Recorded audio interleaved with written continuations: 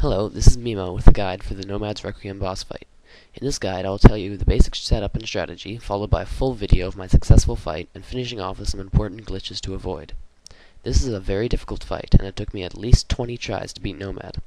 Keep in mind that if you die, you appear in the Soul Wars waiting area with your gear nearby, so all you have to worry about is losing accumulators and supplies used up during the fight. You will need money to buy lots of Sardom and Brews and Super Restores. Before I continue, I would like to give lots of credit to Burning Blaze, whose video gave me the strategy I used to beat Nomad. I'll link to him in the video. This strategy involves ranging Nomad with Ruby Bolt's E. Nomad has a lot of health, and when Ruby Bolts proc, they deal 750 damage. Later, you should switch to Diamond Bolt's E, which have a defense piercing effect, because when Nomad is at low health, Ruby Bolts are not very effective. For gear, you can use Void or Black Dragon Hide. Take a look at the description for more information, as well as recommended stats.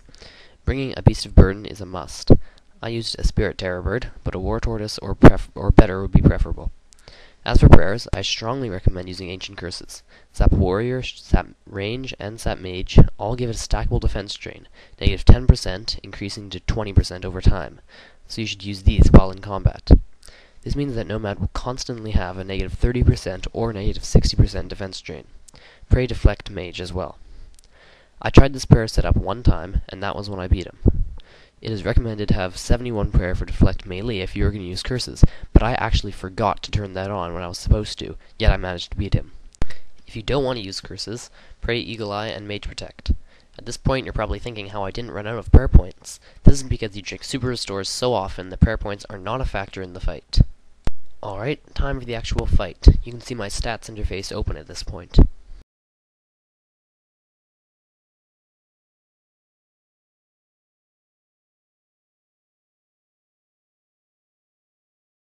The first thing to do is run behind a pillar. This is the basis of the strategy. Nomad is incapable of attacking you when you are on the opposite sides of a pillar, but be careful. If you stay there, he will say face me. If you stay for way too long, he shouts coward, heals himself to full, and teleports away, ending the fight. Don't worry though, you have plenty of time. In all my attempts, this never happened, other than an annoying glitch, which I will explain later on. Nomad's max hit is around 320, so whenever you fall below that, hide behind the pillar and drink 3 doses of brews and 1 dose of super restore. Remember, you have plenty of time, so if all you do is brew up, you will never be in danger of him resetting. Nomad's first special attack is laying mines. If you step on them, you will be hit for 400 damage. These are usually not a problem, but if you misclick, they can be deadly.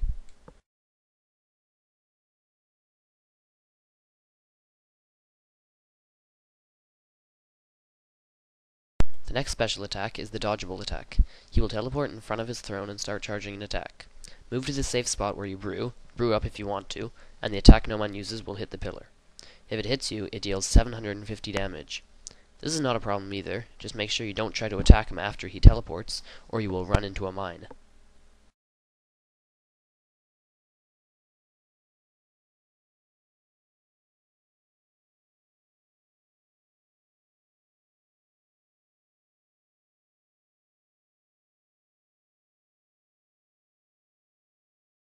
Now for the best part of this strategy. Soon after the dodgeable attack, Nomad will create clones, all shooting spells that deal around 50 damage each. Fortunately, you can hide behind the pillar, making them unable to attack you, and Nomad won't shout coward. Turn off your prayers. Although you will lose the negative 20% drain of Nomad's defense, they drain your prayer points much too quickly. Drop vials and withdraw brews from your familiar, and take a breather.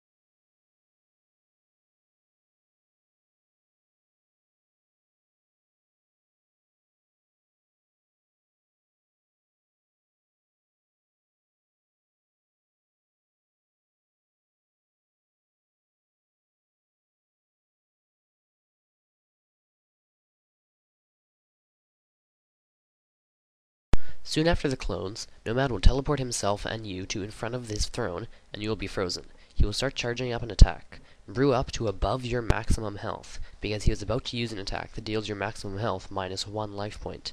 Feel free to attack Nomad while he was charging, but be careful. When Ruby Bolts proc, they damage you, so you could possibly go below your maximum health because of this. If you want, use your Diamond Bolts. After the attack, run back to the pillar, brewing up as you go. Nomad gives you time to heal. Little side note here, it's actually possible to avoid the LP-1 attack. I'll give you more information on that later on. I don't recommend you use it, but if you can pull it off, it could be very helpful.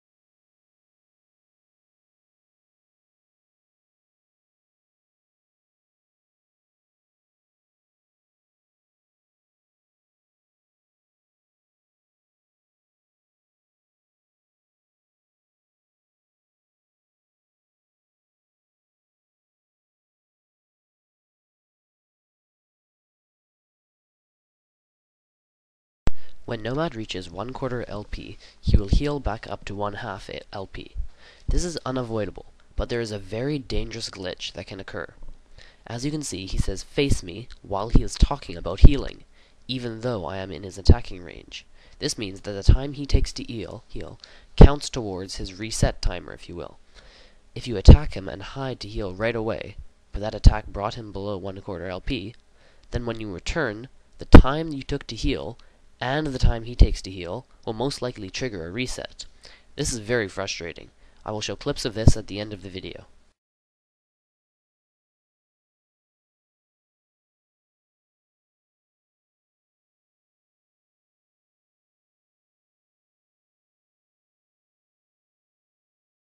At this point, I realized I was using long range, which I really shouldn't have been using. Rapid is a lot better. That was a really stupid mistake. So make sure you're using the right style.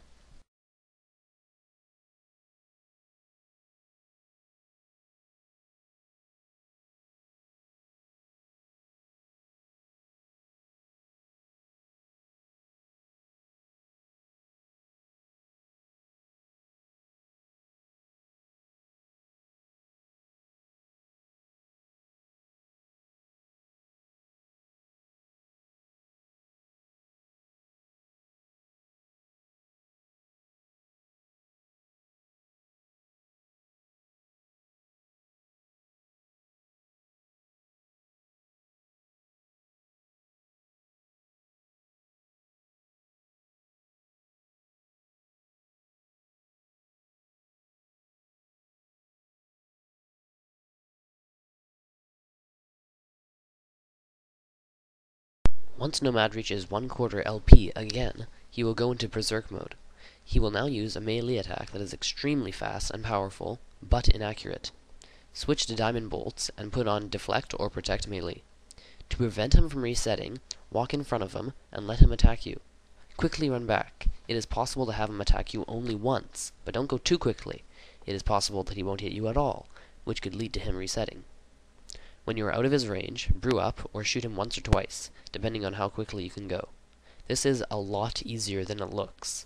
Repeat this until he dies.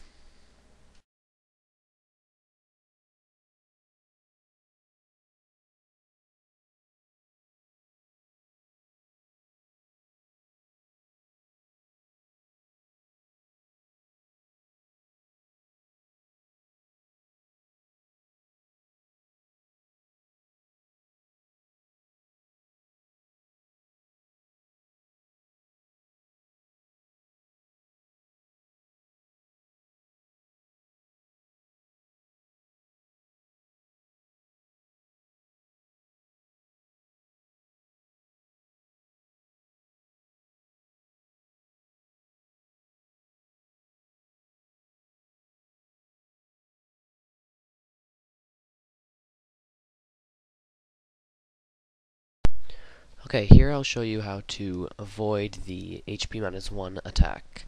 This is right after the clones. So you run away, run to the exit, and you have to count 6 attacks. The first 6 attacks that he uses after the clones disappear.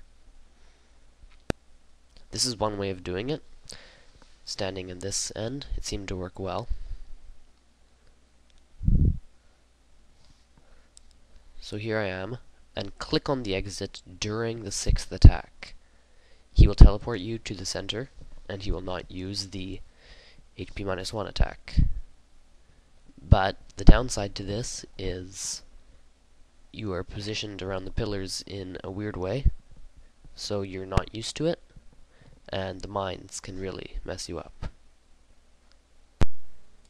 So this is one of the reasons why I don't recommend using the HP -1 attack avoidance glitch. So I run over here just like normal. So you're getting damaged first of all. This is time where you would normally be attacking him, but instead you're just taking damage. So I teleport back, I'm low health, and then he attacks me and I'm dead. So that's one way of dying. Alright, here's another way of dying. So the clones disappear, I run over to the door, wasting my brews.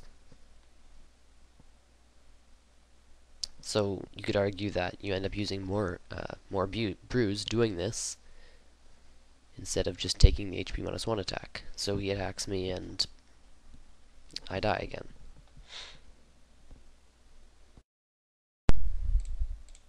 Here's something to watch out for. When Nomad is about to reach 1/4 LP, don't hide behind the pillar to drink brews. If you hit Nomad, and that brings him to 1/4 LP, and you hide, when you return, he will heal, and since he won't have attacked you for too long, he will reset. This is actually quite an old clip with old HP and hypercam. So you can see him attacking him. My ruby bolts proc, then I go drink brews, and when I return, he heals, and then resets. So you absolutely have to avoid this. Alright, that's it. Feel free to comment. I'll check up on this video whenever I log on, so you will get an answer. This is Mimo, and I'm going to give a huge thanks to Burning Blaze again for his video. Thanks for watching, and good luck with Nomad.